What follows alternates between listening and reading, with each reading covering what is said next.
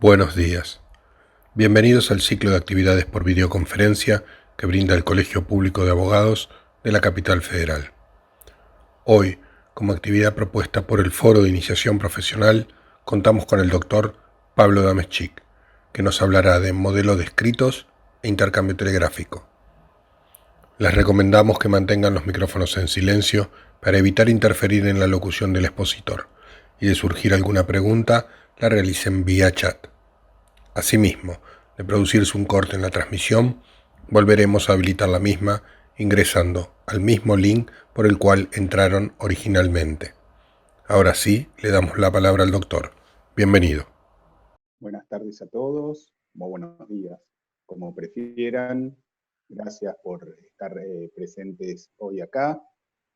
Quiero darle las gracias a las autoridades del Colegio Público de Abogados de la Capital Federal por permitir este espacio, máximo en estos tiempos, y especialmente a la directora del Instituto de Derecho del Trabajo, la doctora Mirta Torres. Así que bueno, ahora vamos a ir a un tema bastante práctico para nuestra actividad de abogados en el ejercicio dentro del Foro del Trabajo de la Nación, que es el intercambio telegráfico, ¿no? Obviamente esto está dirigido a un foro de iniciación profesional, no es algo profundizado, quiero aclararlo porque seguramente se van a ver por ahí temas elementales, y la idea es justamente recordar algunas cuestiones que tienen que ver con básicamente para quienes se inician en esta temática. Vamos propiamente dicho al intercambio telegráfico. ¿Qué es lo que vamos a hablar aquí? Que es la notificación de una comunicación destinada entre un emisor y un receptor, ¿con el fin de qué? De hacer saber algo, de notificar, de comunicar. ¿Qué tiene que tener ese algo? Una trascendencia jurídica, de eso estamos hablando. En nuestra disciplina, el acto comunicacional por excelencia entre las partes es destinado a una noticia con ese carácter que es el del contenido jurídico. ¿Qué vamos a poder notificar? Más o menos ustedes lo saben, vamos a poder notificar sanciones disciplinarias, estado de gravidez, es decir, embarazo, matrimonio, la extinción de vínculos, entre otras cosas. ¿Qué caracteres tenemos que tener en cuenta para esto? Tienen que ser precisos los contenidos, tienen que ser claros, que vamos a volcar en ese telegrama colacionado laboral y en las cartas documento de los empleadores. Les quiero decir a los que están tomando nota que todo esto se los vamos a acercar seguramente en unos minutos por correo electrónico, por el modo que se hayan inscrito en actividades académicas, así que no se hagan ningún tipo de problema. Va a haber modelos también prácticos, así que quédense tranquilos desde ese lado. Me parece que es una época más que nunca la de poder socializar el conocimiento y la práctica entre todos los colegas. Así que eso desde ya, y quedo también a disposición para aclarar las dudas una vez terminado esto por preguntas. Volviendo a la claridad y precisión de los contenidos que deben contener esas comunicaciones, ya sea que se hagan por telegrama colacionado laboral para el caso del trabajador o carta documento para el caso del empleador. Esto yo lo digo siempre que me toca dar este tipo de charlas o clases, que es, tengan en cuenta que todo lo que estamos volcando en estas notificaciones van a ser los hechos de la demanda. ¿Sí? Difícilmente nosotros podamos después introducir un tema que, salvo un hecho nuevo, ¿no? Obviamente, como lo indica el procedimiento, pero básicamente no vamos a poder decir si nosotros no intimamos, por ejemplo, por horas extras, que después nosotros podamos pedir horas extras. ¿Sí? Entonces, si nosotros en esa contestación que le hacemos al trabajador por medio de esa carta documento decimos que nuestra realidad de los hechos es esta, después no vamos a poder cambiarla. Entonces, tengamos que en cuenta que ese intercambio va a ser la base tanto de la demanda como de la contestación de demanda. Esto es fundamental e importantísimo.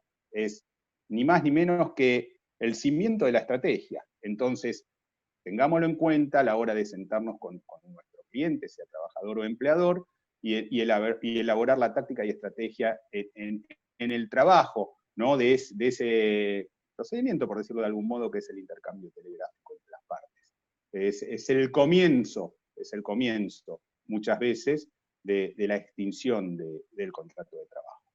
Vamos rápidamente a clasificarlo, porque son algunas de las cuestiones que a veces van surgiendo y está bueno hacer por ahí un repaso teórico. ¿Cómo los podemos clasificar a ese instrumento del intercambio de la pizza? De intercambio por privado o público. El público, todos lo conocemos, es el acta notarial, últimamente cada vez más usada, y el privado son los telegramas colacionados laborales, las cartas documentos, notas que pueden suscribirse entre empleador y trabajador, etc. Los podemos clasificar por el contenido también. Los notificatorios propiamente dichos, que comunican estado de gravidez, matrimonios, vacaciones, etc. Y tenemos los intimidatorios, que son los que intiman al pago, los que intiman a integrarse o a reintegrarse al establecimiento patronal, a abonar indemnizaciones, etcétera, etcétera. Tenemos los medios, ¿cuáles pueden ser? Los postales y no postales. Postal por excelencia, carta, documento y telegrama. Los no postales pueden ser las notas, entre otras. ¿Qué tenemos dentro de lo que es los instrumentos públicos? Si dijimos el acta notarial, es muy utilizada por los empleadores, especialmente en casos que por ahí son complejos, o porque pueden suponer que se les puede complicar la notificación por una carta documento y utilizan ese instrumento. ¿Cuál es el requisito de su validez? La actuación del oficial público dentro de los límites de sus atribuciones y competencias. Obviamente tiene que contener la firma. Dentro de los requisitos formales tenemos el requerimiento que lo motiva, ¿sí? Que si es un interés propio de terceros. La persona requerida debe ser informada, esto es fundamental, debidamente informada del carácter en que interviene el notario y de su derecho a no responder, inclusive a no contestar, inclusive puede negarse a firmar, en ese caso todo se debe hacer constar. Recordemos que el notario puede hacer la diligencia sin el requirente, y sugiero yo que toda enmienda que se haga, entrelineado, sobre raspado, sea firmado de puño y letra del mismo. Vamos a lo más común, que es la notificación por instrumento privado, que es el instrumento que más utilizamos nosotros, ya sea porque seamos abogados del trabajador o porque seamos abogados del demandado. Lo importante, la firma, recordemos el 313 del Código Civil y Comercial de la Nación. Si no saben firmar, tenemos la impresión digital o la presencia de dos testigos que pueden suscribir por él. Recuerden que toda raspadura, enmienda, va a tener que ser salvada y aclarada. La fecha nos da la certeza de cuándo ocurrió, y tenemos que el valor probatorio del mismo es excelente. ¿Qué tenemos dentro de las notificaciones? El telegrama colacionado laboral, que lo regula la ley 23.789, es gratuito para el trabajador, para el jubilado, para las asociaciones sindicales. Tenemos que el telegrama, tenemos dos tipos de formularios, también se los vamos a acercar para que lo tengan en PDF, y si quieren trabajar obviamente sobre el mismo es mucho más fácil. Hay de más de 30 palabras y de menos de 30 palabras. ¿Qué tenemos después de esto, que es el telegrama colacionado laboral? Extingue, crea, modifica relaciones o situaciones dentro del contrato de trabajo. Recuerden que tiene que concurrir siempre el trabajador con su DNI, y por otro lado tenemos la carta documento, que se hace por triple ejemplar. Todos seguramente alguna vez hemos confeccionado alguna. Verificación de la identidad es otra de las características. Nos queda la constancia, siempre recuerden que está ese aviso de recibo, que nos asegura a nosotros que el mismo ha sido notificado. Se archiva por 5 años, y desde la ley 25.506 también está la firma digital. Ahora bien, vimos más o menos que tenemos instrumentos públicos, instrumentos privados, telegramas, carta documento. ¿Qué tenemos nosotros? Uno de los principios, que es el principio de la responsabilidad del medio empleado. Recuerden que cada parte corre con el riesgo, con la responsabilidad del medio elegido para notificar. Esto tiene mucho que ver, nosotros lo hemos visto a lo largo de la carrera, con la teoría de los actos propios. Otra de las teorías es la teoría de la recepción.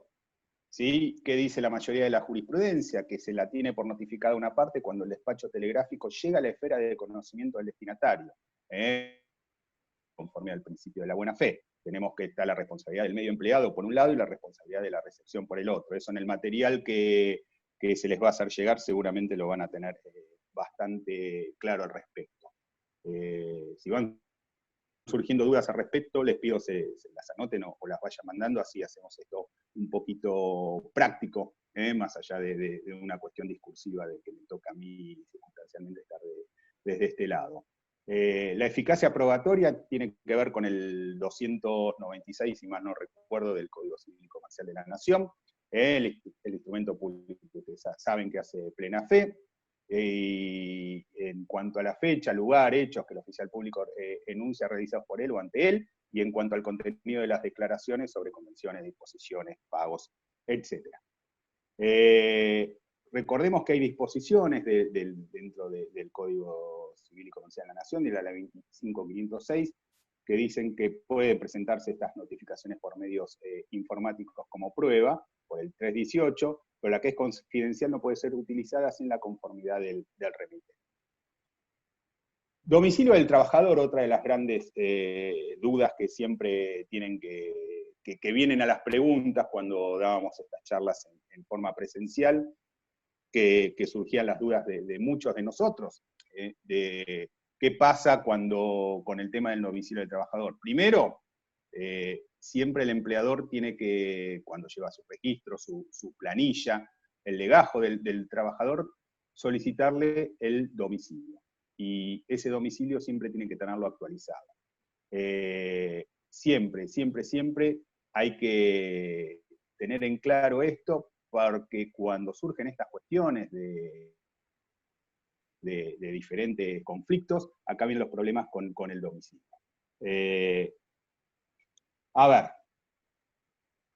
ambas partes tienen el deber de denunciar el domicilio, también el empleador si cambia su domicilio legal, obviamente, aunque recordemos que el trabajador siempre tiene el recurso de notificarlo al domicilio laboral. Cuando el trabajador en ese intercambio constituye un domicilio, va a tener plena validez este último, más allá del principio o del primogénito domicilio donde se lo haya notificado al trabajador. Es eficaz ese domicilio para el intercambio. El empleador obviamente tiene un domicilio legal, que es al que tenemos que notificarlo, pero si tenía otro en el recibo de salarios, otro domicilio puesto, ustedes saben que el recibo de salarios también de la empresa, el quit, tiene un domicilio. Bueno, si ese domicilio difiere del que era el domicilio legal, pero es el que está puesto en los recibos, también tiene eficacia ese domicilio. También tenemos el recurso por el 152, si es una persona jurídica, de ver el domicilio que tiene constituido como sociedad en la Inspección General de Justicia, y se puede ver también los cambios de domicilio en las cuestiones estatutarias. Carga de la prueba del intercambio, otra de las preguntas que suelen venir. Incumbe a quien afirma, no a quien niega, salvo el artículo 1735, en el que el juez puede distribuir la carga de la prueba, la carga dinámica. Recordemos que la dificultad probatoria, si nosotros tenemos la pieza en nuestro poder, la documental, eso es sólido, pero si está en poder de terceros adquiere volatilidad, con lo cual siempre conviene tenerlo nosotros.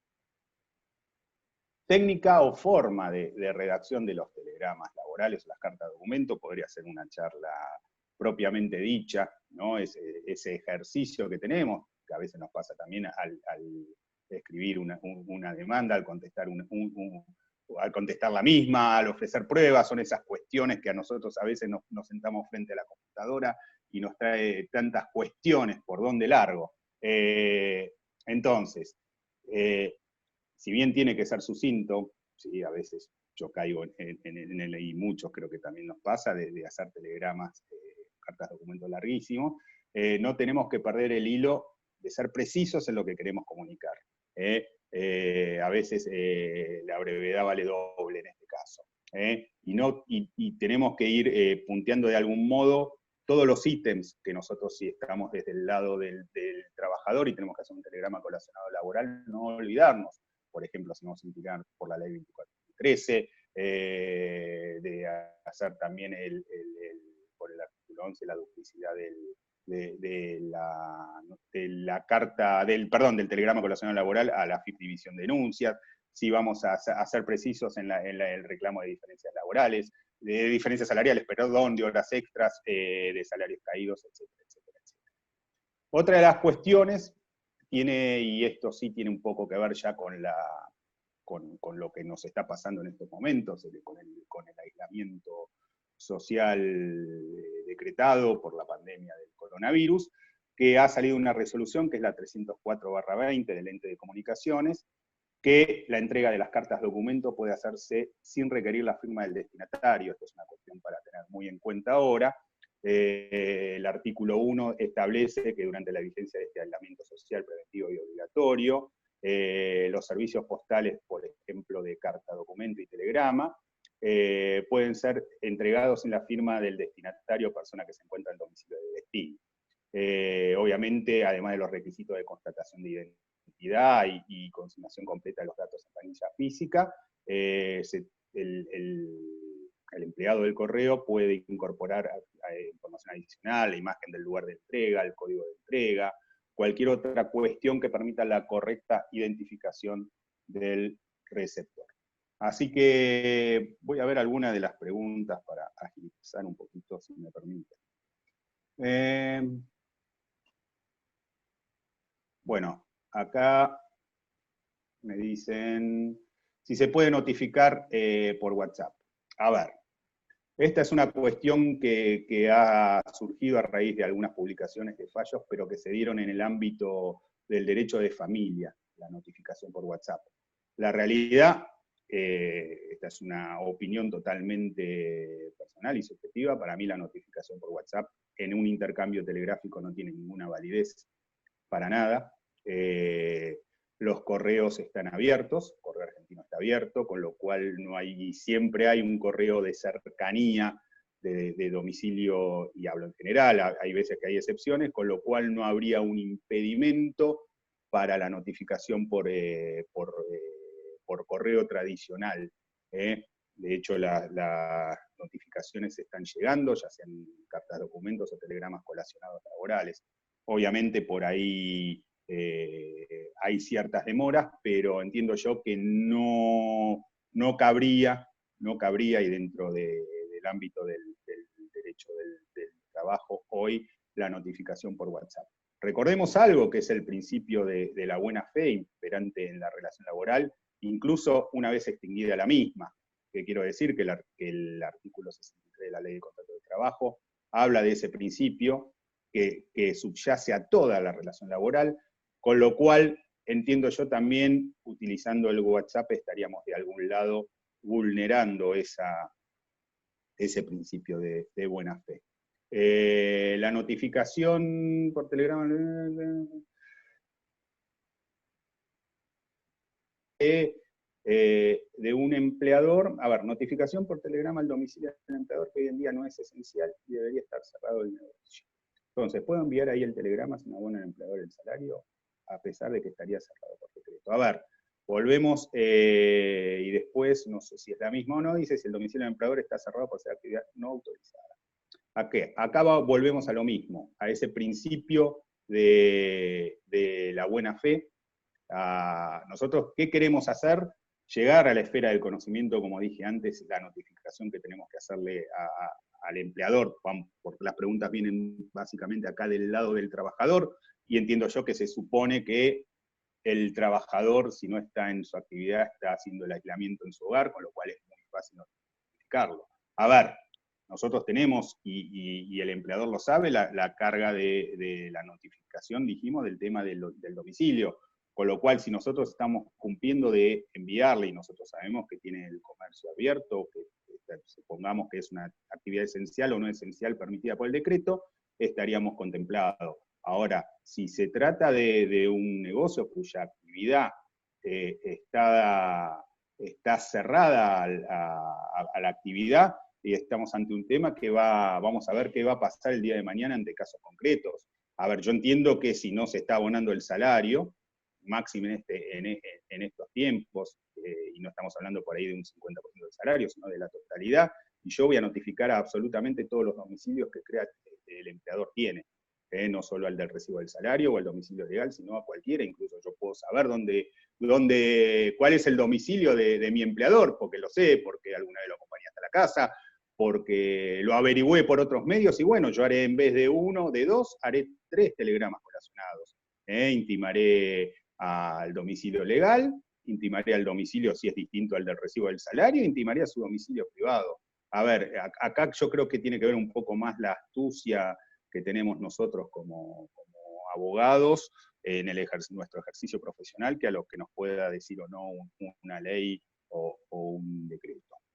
Otra pregunta que dice acá es cómo hacemos cuando surgen dudas con el domicilio de empleadores. Es lo que nos encontramos en AFIP, ¿no? Y registro de sociedades son dudosos si no contamos con ninguna otra información. Y bueno, a ver, más allá de la validez que tiene es el domicilio legal propiamente dicho de esa persona jurídica, distintos con la persona física, que pueden surgir algunas de otras cuestiones. A ver, si tienen dudas, envíen 3 telegramas a 3 diferentes domicilios. Seguramente en alguna la van a pegar, por lo menos lo que hago yo cuando me surgen ese tipo de dudas. Por ahí, por la cuestión de la velocidad, yo no puedo darme el lujo de pedir un informe a la Inspección General de Justicia para ver cuál es el domicilio, y no tengo la certeza con exactitud del domicilio legal de esa sociedad, y bueno, envío a 2 o 3, con que alguna de ellas haya sido legal está correcto. Doctor, ¿la carta de documento conviene enviarla al domicilio legal o el domicilio en donde prestaba tareas el empleado? Yo creo que siempre conviene al domicilio legal, es lo que marca la cuestión. Obviamente que te van a ver el formulario de la carta de documento y dice, creo que dice domicilio laboral, con lo cual a veces presta confusión. A veces que son sucursales chicas, hay veces que vienen algunas otras cuestiones que son por ahí mucho más complejas dentro del derecho del trabajo, pero siempre conviene al domicilio legal, no tengo ninguna duda al respecto.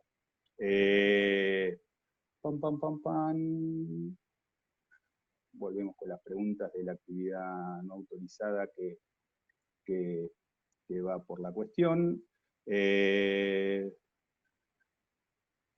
Doctor, las cartas documentos, no sé si la respondió o no. ¿Qué pasa con las cartas de documentos enviadas por rechazo de despido en este contexto de pandemia? El domicilio del empleador está cerrado. A ver, me pasó hace poco que me agarró en el medio el intercambio telegráfico me agarró en el medio de la pandemia, un desastre, y encima con telegramas y cartas de documentos cruzadas. A ver, ¿qué pasa? Y bueno, veremos qué va justamente, veremos qué va a pasar después. Si nosotros supiéramos, nos cagamos la bola de cristal. Es muy difícil hoy predecir qué va a pasar o no va a pasar. Yo creo que los jueces van a tener muy en cuenta el principio de la buena fe, por sobre todas las cosas, y van a tener en cuenta qué situación se dieron o no se dieron. Yo creo que el carácter alimentario del cobro mensual del salario de parte del trabajador es fundamental, y es máxime en esta época donde todos estamos atravesando como sociedad una crisis, de lo que debe valorarse por sobre todas las cuestiones. ¿En dónde se pueden averiguar los domicilios legales de las personas jurídicas? En la Inspección General de Justicia. Recuerden que nosotros tenemos medidas previas también como en el derecho del trabajo, así como en el derecho civil y comercial para averiguar. Yo lo que recomiendo es hacer un pedido de informes a la Inspección General de Justicia, y en base a ello podemos averiguar el domicilio legal. ¿En qué página se puede chequear o corroborar el domicilio legal si ya tenemos el quit de la empresa? Vuelvo a lo mismo, para quedarnos tranquilos, Inspección General de Justicia, ahí vamos en un pedido de informe, vamos a tener todos los cambios societarios, incluso. A ver, ustedes saben que a veces nosotros podemos pedir la extensión de la solidaridad, algunos extienden las notificaciones más allá de la SA, los directivos de las mismas, por ahí al socio gerente de una SRL, más allá de... Y este es un tema de otro debate, ¿no? Del tema de las responsabilidades. Pero bueno, yo creo que son elementos importantes para nosotros como para tener en cuenta. Doctor, ¿hay alguna incompatibilidad con las multas que se pueden solicitar? Gracias, perdón si la consulta es muy elemental. No, a ver, este es el foro de iniciación profesional, no se pide disculpas, muy por el contrario, estamos todos tratando me encantaría que esta charla fuera presencial y para tener un feedback de vuelta y escucharlos también a ustedes en esto. A ver, la 24013, si a eso se refiere la pregunta, establece multas. ¿Sí? Es una ley que, si mal no recuerdo, es del año 96, y se permitió, y lo que trató la ley es de evitar el trabajo en negro o no debidamente registrado. Estableció una serie de multas, muchas de las cuales van a favor del trabajador. Los artículos van del 8, el 9, el 10 y el 15. Esos son básicamente los que hablan de las multas. El 8 y el 15 se pueden acumular. El 9 y el 10 se pueden acumular conjuntamente con el 15, pero no pueden acumularse el 8, el 9, el 10 y el 15.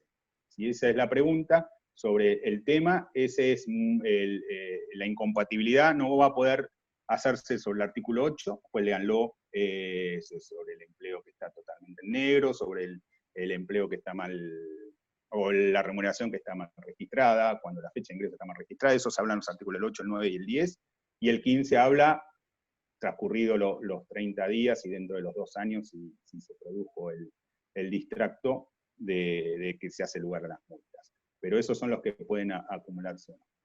En caso de encargado de edificio, ¿a qué domicilio se debe enviar el telegrama? Si el encargado de edificio es con vivienda permanente, se debe a donde vive justamente.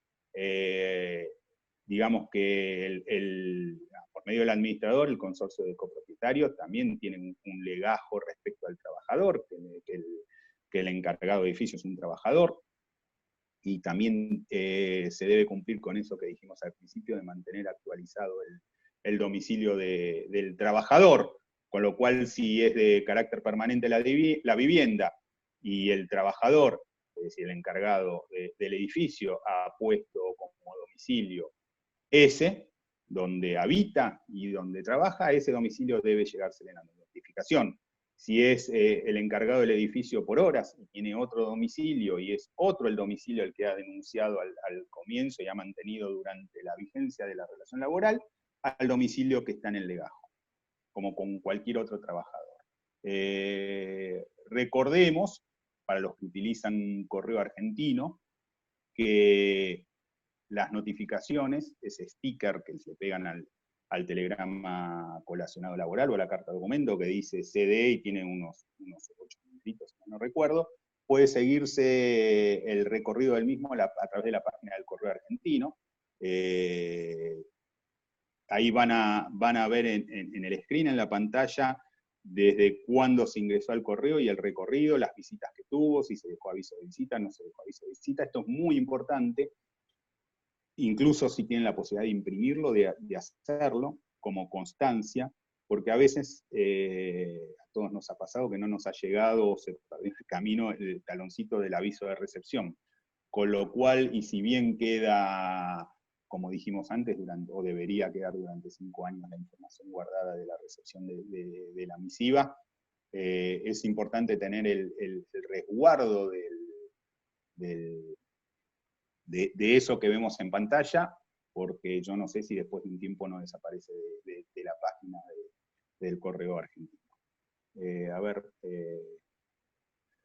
Si ese trabajador se muda y no avisa de ello, las notificaciones le llegan al domicilio que tenía registrado el válido. Sí, obviamente, volvemos a lo mismo. La responsabilidad de las dos partes, y si bien está esa asimetría que tiene el trabajador, que está en la ley de contrato de trabajo, el principio de buena fe es para absolutamente todos los trabajadores y los empleadores. Entonces, si yo me mudo como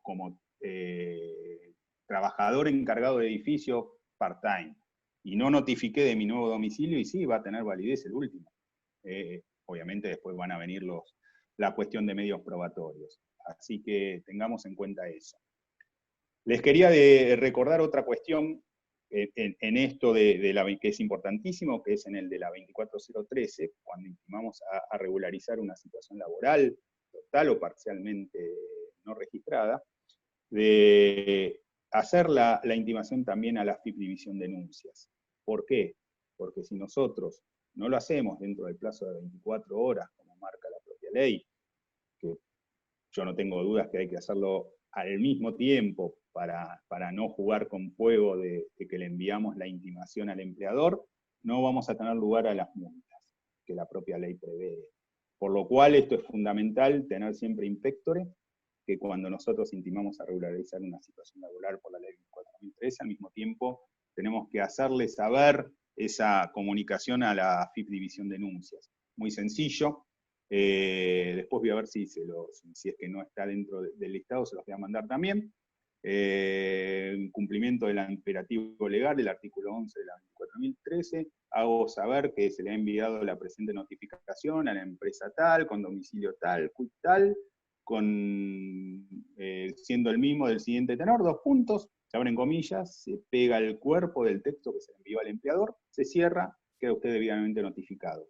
Cumplimos con dicho articulado y nos aseguramos el día de mañana, si es que esto no termina arreglándose en una constitución obligatoria o espontánea ante el SECRO y tenemos que ir a un juicio laboral y termina hasta el final y bueno, ahí seguramente el juez y nos hacen lugar como abogados del trabajador, seguramente vamos a tener un resultado positivo. Ahora, la jurisprudencia ha sido casi unánime que si no hemos intimado, no hemos hecho comunicar a la FIP División de Denuncias de esto dentro del plazo de 24 horas, no va a ser lugar.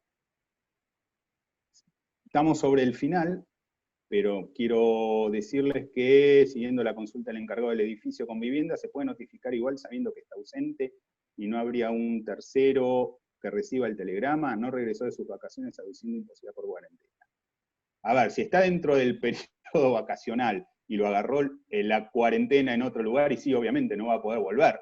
Si él estaba de vacaciones, las vacaciones que la propia ley de contrato de trabajo regula, y se fue de vacaciones vamos a suponer a Jujuy, y lo agarró las vacaciones conjuntamente con el aislamiento decretado, y sí, obviamente no va a poder volver, y obviamente nosotros sabemos que no pudo volver, y bueno, así va a ser, quedará la notificación para después. Bueno, les agradezco mucho el haber estado acá, sigo a disposición de ustedes para cualquier otra consulta, no será por este medio, será por otro, así que bueno, muchísimas gracias al colegio por darme la posibilidad de acercarme a ustedes, y les mando un saludo muy grande. Muchas gracias a todos.